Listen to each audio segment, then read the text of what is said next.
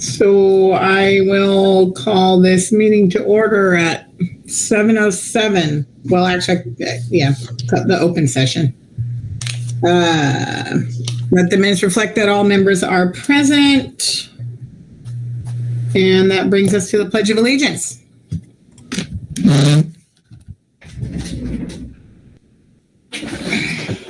All right, everybody please rise for the pledge. All right. Ready, begin.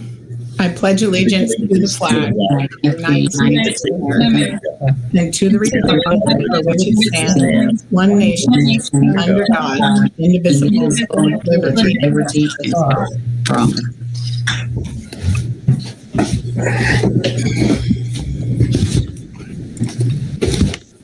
All right, the board met in closed session tonight. No action was taken. Superintendent's comments. Yeah, let me see. I know that graduation is right around the corner at both of our school sites. We're looking to have graduation in the evening again. It looked like that it will be outside, and so it'll be a little bit different setup than what we had last year, but nonetheless, we'll be able to get families in to participate in the graduation.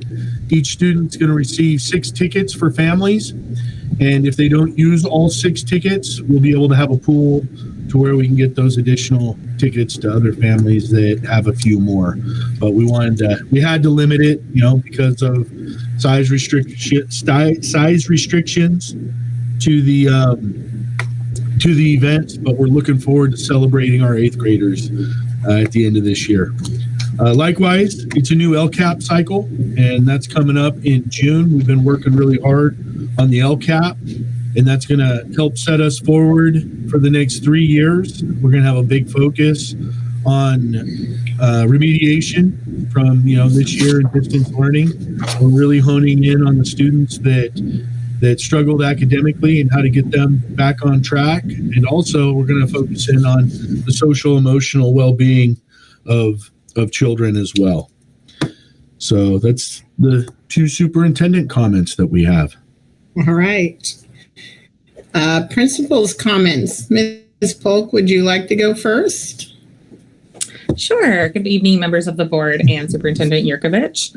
So last week we celebrated our staff appreciation, and it was amazing. So I just want to give a huge shout out to all of the parents and community members that helped to make our staff feel special at both sites. I know it was very meaningful for everyone.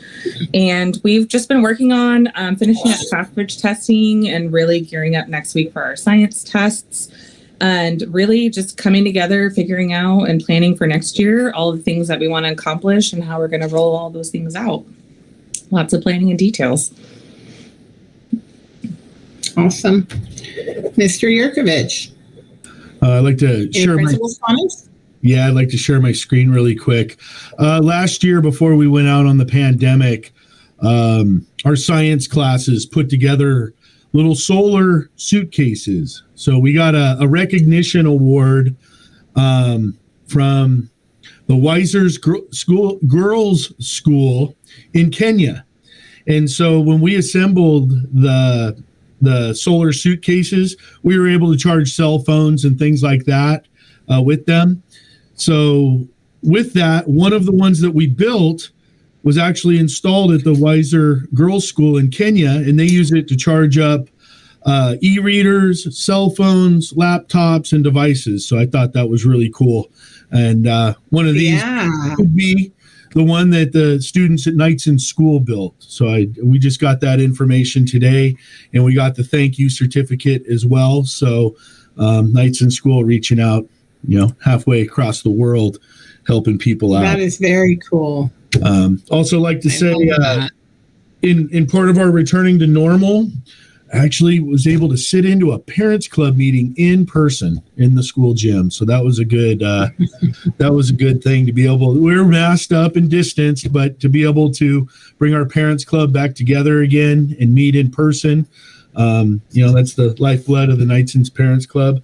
They also were able to get a fundraiser for this year. Perfect time for Dippin' Dots. after school. So a big shout out to our Knights and Parents Club. And then also, last but not least, if you may remember, a long time ago, Vicki Reinhardt and Lynn Gursky made a book, The Caboose Finds a Home. And we had an organization headed up by one of our neighbors that had the book printed in hardcover version. It was always a paperback. Oh, that's awesome. Yeah. And so we got 2 cases of these. We'll put them in the library. We'll be able to make sure that classrooms have them.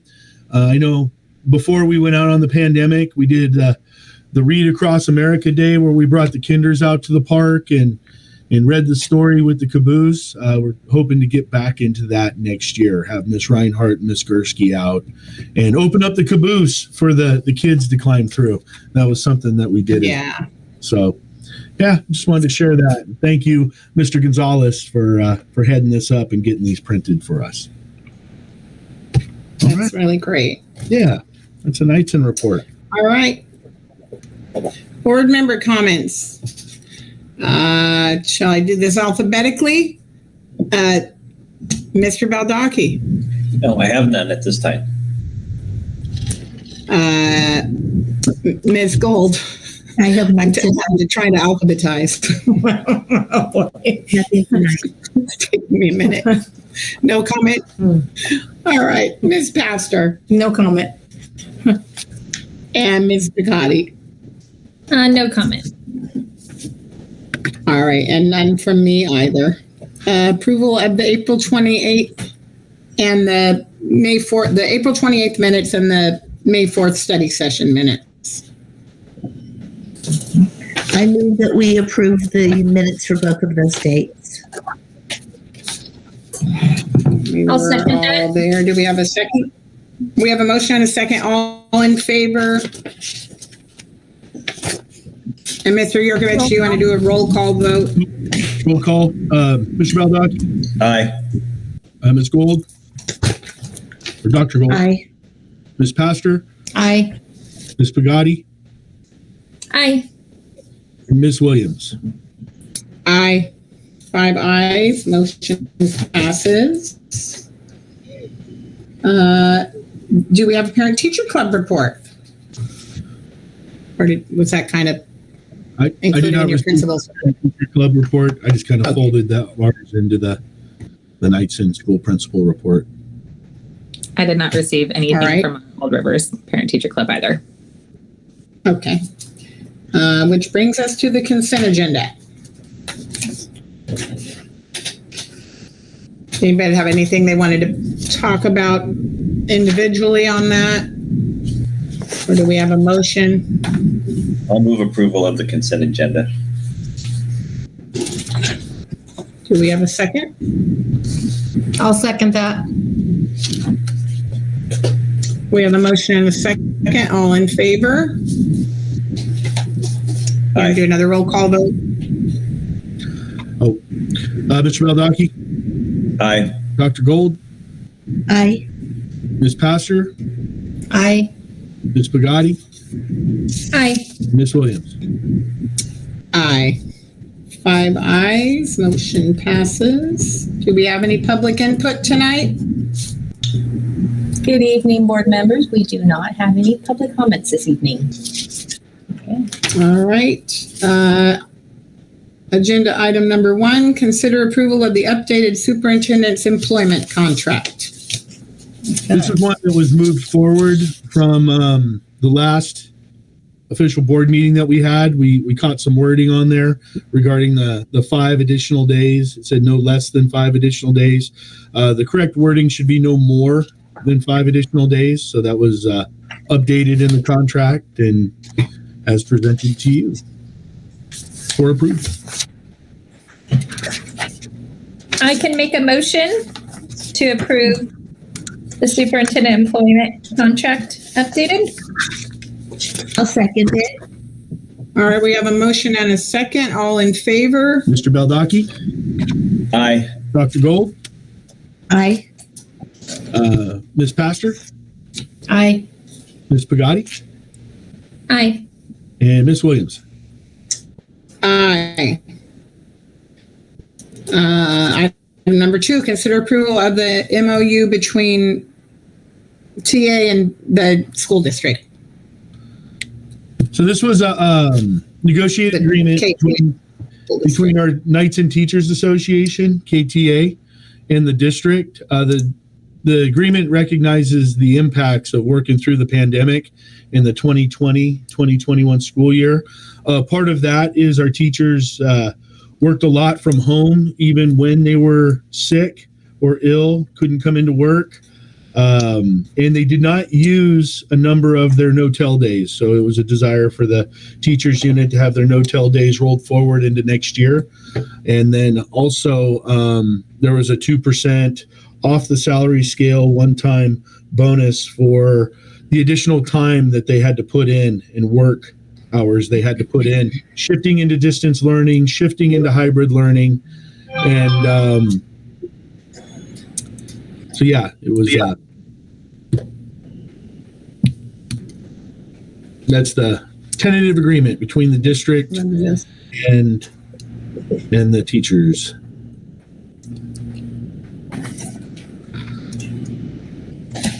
We have a motion. So I can make a motion. I will make a motion to approve the MOU between the Teacher Association and KESD. I'll second it. We have a motion and a second. All in favor? Mr. Baldacci, Aye. Dr. Gold, Aye. Ms. Pastor, Aye. Ms. Pagati, Aye. Ms. Williams. Aye. Okay, item number 3, sunshine of proposal from CSEA number 883, 2020-2021 reopeners. Yeah, the number 883 is the unit for the Knights and Elementary CSEA unit number 883. They presented reopeners for us to start negotiations for the 2020-2021 school year. We're getting ready to line up some dates to where we could come to the table and bargain these 3 articles with the CSEA unit. It is just info only. It's not an action item, but I just wanted to be able to present this to the board. All right, thank you. And item number 4, consideration of adding principal position at Knights and Elementary. So this is a continued discussion from our study session. I know there were some questions that came out from our study session, but we'd like to be able to present that information to you.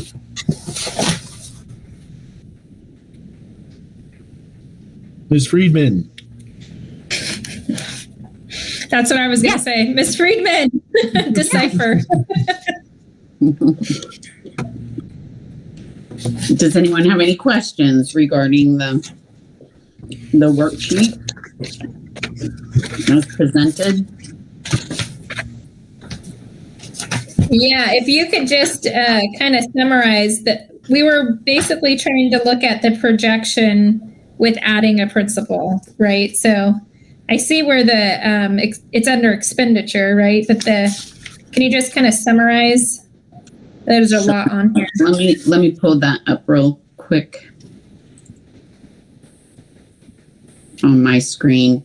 I actually have you guys on my phone, so I can't really share my screen. So I'm just gonna talk about line item numbers because you should be able to follow along with the line item numbers to the left.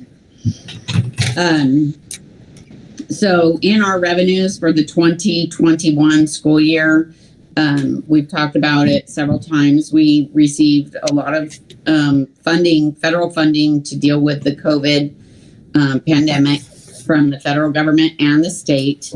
And with that, we've spent portions of those funds, but we haven't spent them all. And so if we basically, I believe that our ending fund balance is going to be very healthy because we don't have any substitute costs this year. And we haven't had the pool going. Our electricity has been much less. There haven't been students on campus. There haven't been maintenance and repairs needing to be done because there wasn't students on campus. So our ending fund balance, I project it to be pretty healthy. Right now I'm showing that I'm meeting the stabilization arrangement on line 88 for the 2021 school year, which is 2 months of salary increased by 2% year over year. But then I'm also at line 95, I'm setting aside savings from the 2021 school year for certificated and classified staffing as a reserve in order to keep future funding for the positions that we are talking about it in the principal position. And you'll also notice when I get to the next year, we have some additional teaching positions. So our ending fund balance at this point, if you scroll back to line 1, that becomes our beginning fund balance. Okay, so if we're going to have $2.8 million left over to begin our school year starting off. Now, on line 13, you'll see the CARES funding is a negative number there. And the reason why that is negative is because it's one-time dollars from the 2021 school year. So we back that out. Otherwise, it looks like it's continuing and ongoing into the future, which it is not. But I do have some good news. On line 12, we will qualify again for the small role grant. I put in the application, and that funding is coming back. We've used that in the past to pay for our stipends instead of charging them the stipends to the general fund. We have paid for those additional stipends out of the small role grant in the past, and that's what I'm planning on for the budgeting in next year. Again, you'll see on line 18, there is a negative for the CARES Act money because it's one-time funds. Good news on line 25, we are, actually 24, excuse me. The cafeteria doesn't need as much additional funding from the general fund because we were able to do the seamless summer option for our families. And so I had projected that we were going to pay $110,000 to cafeteria, but we won't. We're looking at $70,000 instead. So that's good news for us. Now in line 32, you'll notice that I have increased staffing, decrease in the current year, but I use this line as an opportunity to put our substitute savings back into our salary and benefit projection because we saved $100,000 in sub costs in the 2021 school year, but we foresee school coming in back to full session. We potentially could have that $100,000 as sub costs in that school year. So I have to put those back into the budget, which I did there. And then we have our step and column increase, which happens year over year for our certificated staffing. On line 33, line 34, we do have a person who is doing early retirement incentive that the board had approved. And so we foresee about a $30,000 savings. It just depends on how much the new replacement employee is, how much we pay that person. I have the one-time salary bonus based on the base salary already calculated into the multi-year projection because I want it to be as close to accurate as possible. So we figure that all certificated staffing, which includes the superintendent, unrepresented certificated staff, and KTA, is $51,248. So you'll see that in the year 2021, but it will be, it's removed there on line 35 for 21, 22 because it's not ongoing. On line 36, I have the Knights and Principal scheduled in here. I split funded it between restricted and unrestricted dollars, but in going over the numbers, I think it's probably a wise move to put the entire salary for next year under restricted dollars, because we do have some accounts that have to be spent by a certain date, and if we don't spend that money, we won't. We'll have to return it to the federal or state government. So I'll probably be adjusting that, but just to show you, I can take the $55,000 in general fund salaries and moved it over to restricted for now. And that saves more general fund money down the road, which helps pay for people's salaries in a longer term status. I have this line is not the salary. Well, this is let me see. I believe what I did with this one was when we've been talking about how we're going to make some changes to the salary schedule, and because we're doing the salary study for classified and management, I set aside some additional funds to help shore up the salary schedule for the teachers. It's definitely not a 10% estimate on theirs, but just so that you're aware, I did set aside some money to address those items for our teachers. We also have a classroom teacher, one full-time FTE. That's a third grade position that Mr. Yurkovich has talked to the board about. And that is $70,000 estimated salary.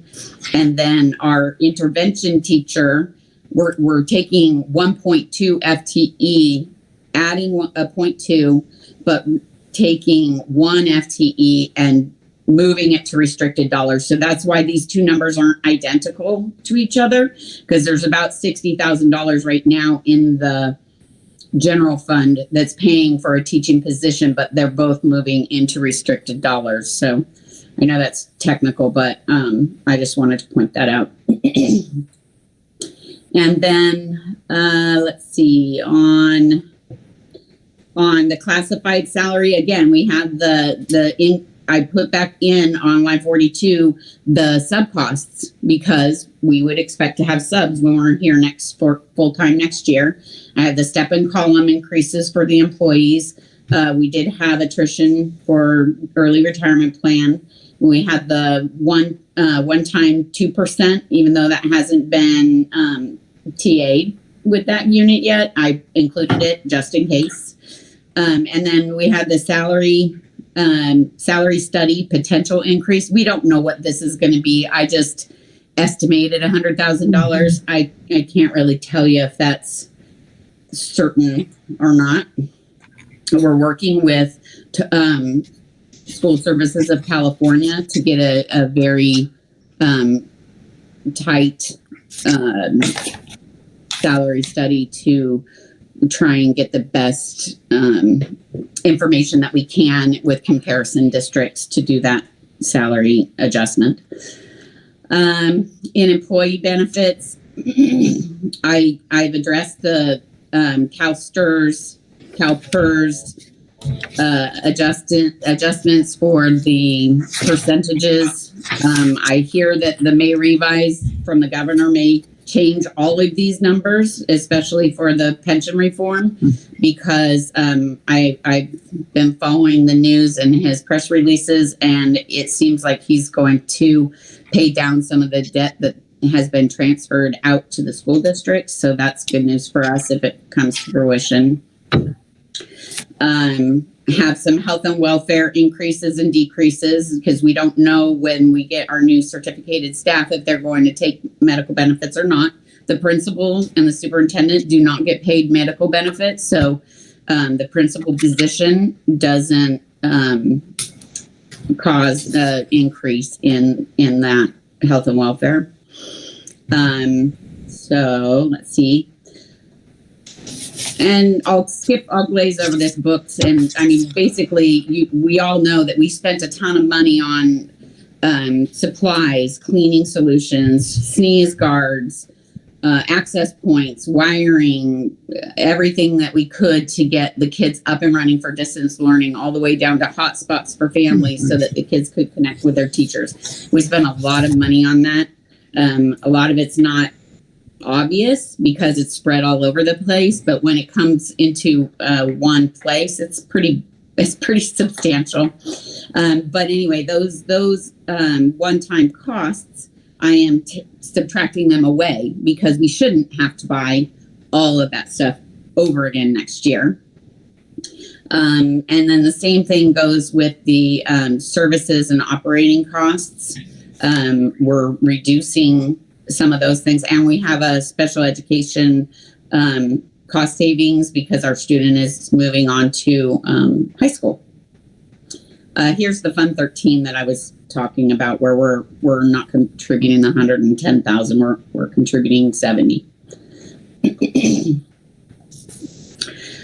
So when we get, and I'm not going to go over, basically the information just follows, into the year 22-23. And if you want me to continue explaining all the way through, I can do that. But what I wanted to show you is the big clincher is this back page right here. So in the 2021 school year, which is where I'm planning to pay for the learning loss mitigation teacher, the intervention teacher, and the principal, we have $1.7 million to start out the year on line 84. That's going to be our starting figure for the 21-22 school year. And then you'll see in the next line over in 21-22, we still have, after paying for those three positions, we have $597,000 left in that restricted account. And then you go over to year 22-23, we have $187,000 still left to pay for those staffing positions. But we also, if you look on line 95, we're holding on to general fund money, so that way we can continue to fund those positions for another couple of years past the 22-23 school year. And hopefully at that point, with the news that's coming out from the governor's budget and the revise that's coming, it's going that he's promising a substantial investment in schools. When Prop 98 was voted upon and passed in the 70s, 80s timeframe, Prop 98 had a minimum funding of about 40% to schools of the general fund budget and for the state. And once it got passed, that was now the minimum, or the maximum, pardon me. So they funded up to the maximum, which was 40%, and they haven't invested any additional dollar. That money has gone other places. And so he has promised that we should see a significant increase in the Prop 98 funding, and it should go from 40% to some other percentage number. We don't know what that is, but any number bigger than 40% will be good for schools and good for kids. Cindy. Does anybody have any questions? Yes. What was the three positions you just said? The principal, what were the three positions? The principal, the intervention teacher, Okay. which is two people, really. It's 2.6 positions, 1.2 FTE in total. Okay. And then the third grade teacher. Right. Okay. Thank you. Thank you. You're welcome. Cindy, Yes. those three positions, just to confirm, line 84 is, those numbers are after we've already paid for those three positions? So the one that on the 2021, that number on line 84 is our beginning balance for 2021. The Sure, 1 million. okay. Number, the 597, that's the after we paid for them for that year. Well, that's how much money will be left over after those 3 positions are paid for. That's right. And then And we go again, down in to line, year 3. and then line 95 is also what we have in reserve left over after Right. positions are paid. So, in other words, we've paid for those positions. We still have a good ending balance. Plus, we have an ending balance left over for down on line 95. The general fund. That can cover those positions for another couple of years. Okay, that's really good. Yes. Okay. That's good news. It's a good thing. Well, thank you, Ms. Friedman, for breaking that down for us on the financial end. I know that we also had some discussion, and I'd like to share my screen regarding some of the responsibilities and how they would be split. So inside your board packet is, just basically a quick organizational chart. Let me know if, there we go. So basically the board of trustees is up top, feeds down to the superintendent, and then the superintendent would oversee the ORE principal, SPED director, the CBO, the admin assistant, HR, that's Diane. And then if we elect to go with a KES principal, they'd also do some of the student services and curriculum work that we've been relying heavily on our intervention teachers and doing stipends for them to be part of some of the curriculum council and things of that nature. So those, and underneath each of those positions would be positions that they would be in charge of. So the second part is the proposed duty responsibilities. All these responsibilities currently exist right now, except that we have one less person to do them. So when we look at the responsibilities of the superintendent, of course, it's to report out to the board and keep our board members up to speed on how everything's going. But, there's all the superintendent responsibilities going down the chart. I would retain some of the district facilities and operations as well. And so when we look at the Knightson principle, goes back into that curriculum piece, so that it would be somebody that can help lead the adoption process for textbooks and be our point person for the 8th grade articulation into high school. We would also have somebody to take care of the CAST and the CASP and Fast Bridge. And these are some of the things that I want to say need more attention, that haven't been getting the due attention that it should have. So, and then take care of the evaluations as well, which need to happen. We also have our Old River principal, and this is what Ms. Polk would assume the responsibility on. We have the ELAC committee and the LPAC testing that goes on every year. So we have clear delineation of who is doing what, and then of course our CBO that has a tremendous list as well.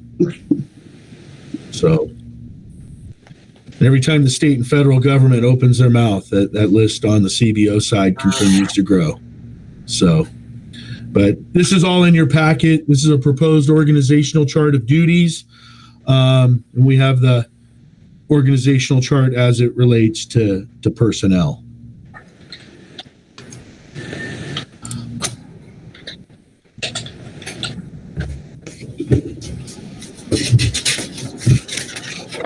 Do we have any more discussion on this item?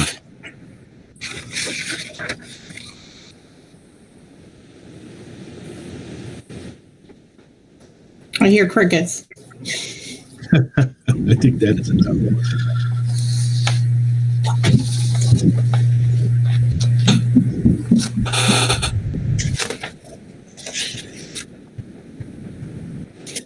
I like the organization chart. The way that it's laid out really shows, describes and shows exactly everybody's responsibilities and how much responsibilities the superintendent and each principal has at each campus. And then, so that's very helpful to me. And to be perfectly honest, too, coming back from a pandemic, I mean, things are going to look different than it was going into the pandemic.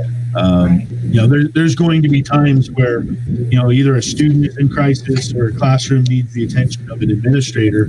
And with the ever evolving responsibilities of the superintendent, that just makes the principal superintendent position less doable.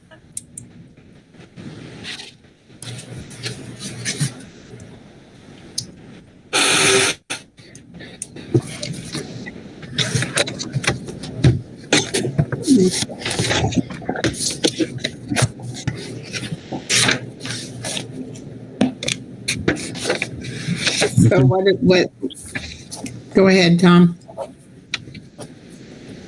Is anyone ready to make a motion to approve adding a principal position? Well, this is a discussion item, this item number 4. Yeah, well. Oh, and we can just roll right into item 5. Yeah, so it's, what am I looking at? Okay. Well, for number 4 is a consideration. They're the same, they say the same thing. You're right. One says discussion, one says action. It's the same. Yeah. Right. And if there's no more discussion, then we would move to number 5, which would be for approval. Right. I'm not hearing any more discussion. I move to approve the principal position for Knightson Elementary School. I'll second it. We have a motion and a second. All in favor? Mr. Beldocki. Aye. Dr. Gold. Aye. Ms. Pastor. Aye. Ms. Pagati. Aye. Ms. Williams. Aye.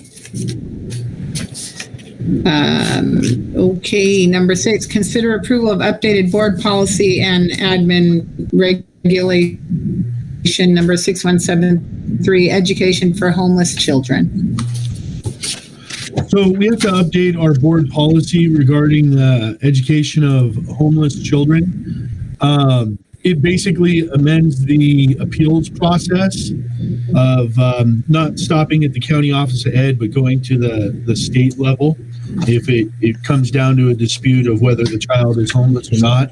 Plus, the administrative regulation updates. Mrs. Polk is our homeless youth liaison. So it updates the board policy and the administrative regulation to meet the current guidelines. And it updates our personnel contact as well. All right. Can we move to do them both at the same time, the AR and the board policy? It's all under one, I believe. Okay. Yeah. I'll move approval of AR 6173 and board policy 6173. Yeah. All right. We have a I'll motion. second. Do we have a second? We have a motion and second. All in favor? Mr. Beldocki? Aye. Dr. Gold? Aye. Ms. Pastor? Aye. Ms. Pagati? Aye. Ms. Williams? Aye. 5 ayes. Consider approval of BP 4033 lactation accommodation. First, This to read. is legislation that comes down. School districts need to provide lactation accommodation to employees while on campus. And so we would make because when breastfeeding or pumping has to happen at certain times, we'll make accommodations to have that employee's prep time available if to the extent possible to support their schedule with that. Likewise, we will have to make accommodations to appropriate facilities. But we wouldn't expect them to do that in the staff bathroom, but we would provide a room or a system in place to give them the privacy they need to be able to take care of the lactation needs.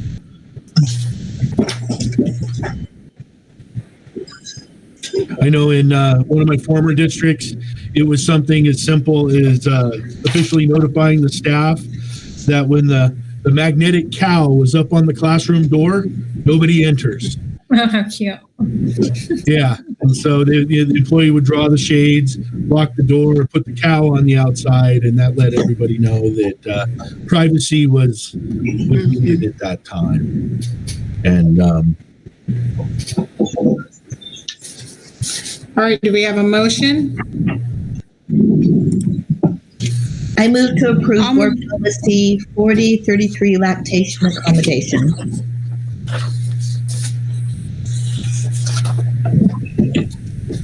I'll second that. All in favor? Mr. Baldacci, Aye. Dr. Gold, Aye. Ms. Pastor, Aye.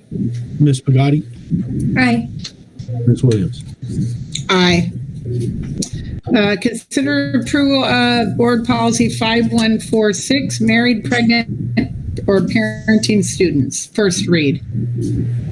So this is a board policy that comes as a result of Title IX. And when we think of Title IX, we often think of equity in sports, but it's more so equity across the board, not just with sports. And so this is board policy that was made by CSBA. So it's the boilerplate language that addresses the need for the married, pregnant, parenting student policy.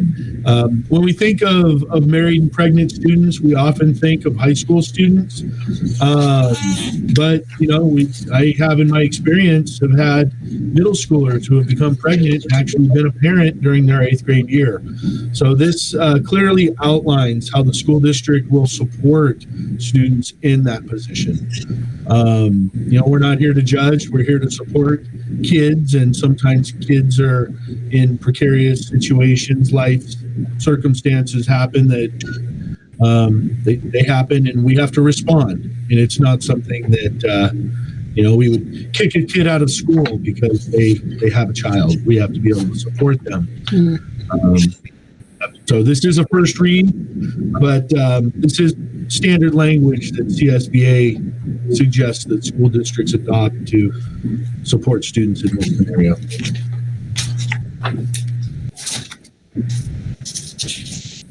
I'll move approval of policy 5146 on the first reading.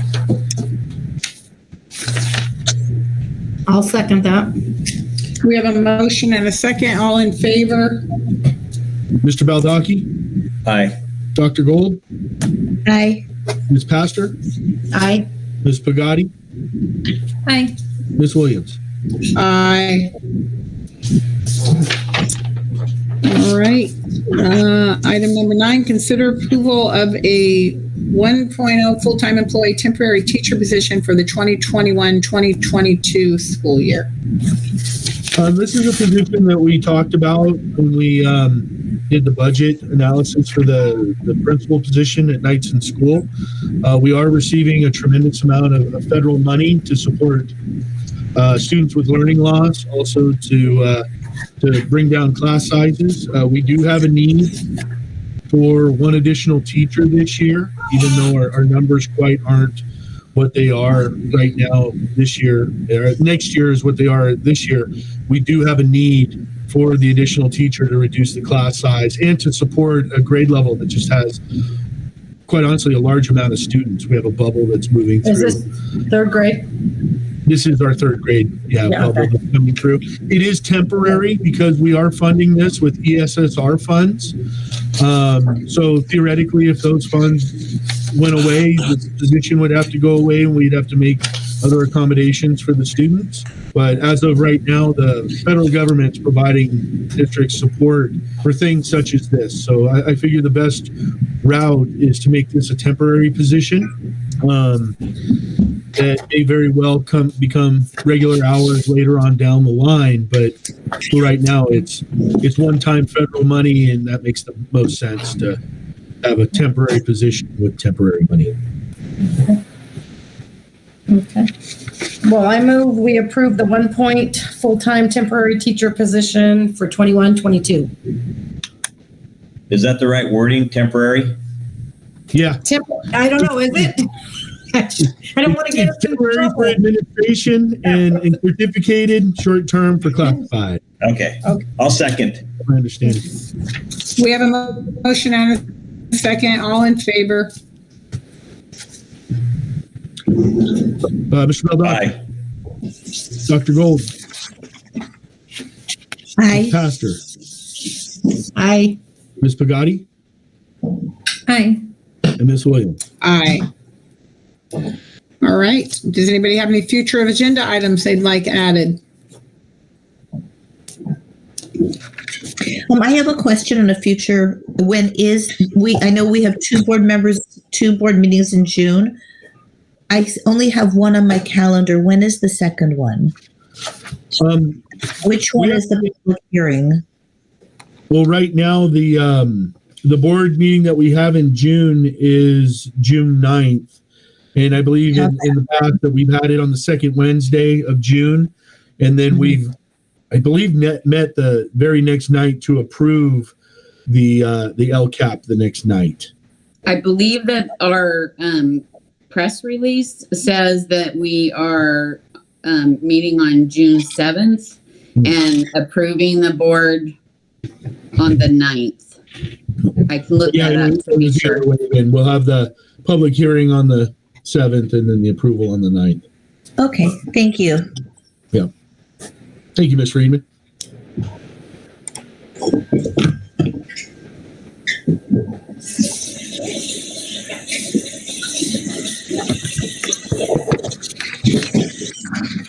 Anybody else? Do we need to add it as an agenda item if we're going to meet in closed session for evaluation? Does that need to be? Not I necessarily. don't think it needs to be an agenda item. That was for the superintendent's evaluation. We would post that 72 hours prior, just like a regular board meeting. Okay. Yeah. That would be an agenda in itself for the closed session for that. You do an open session, then Right. go into closed. Okay. I think we're done. So I am adjourning this meeting at 7:55. And I'll see you all on May 26th. And real quick though, the diplomas are printed up and waiting for us to come in and sign them at some point. Yep. Okay, perfect. So if you're All free right. at all to drop into the district Good office, we can have them available. And then also too, if for some reason you can't make it down to the district office, I know that we can make arrangements to get them to you to sign. All right. Sounds good. All right. Good night. All right. Good night, everyone. Thank you. Aye. Yep.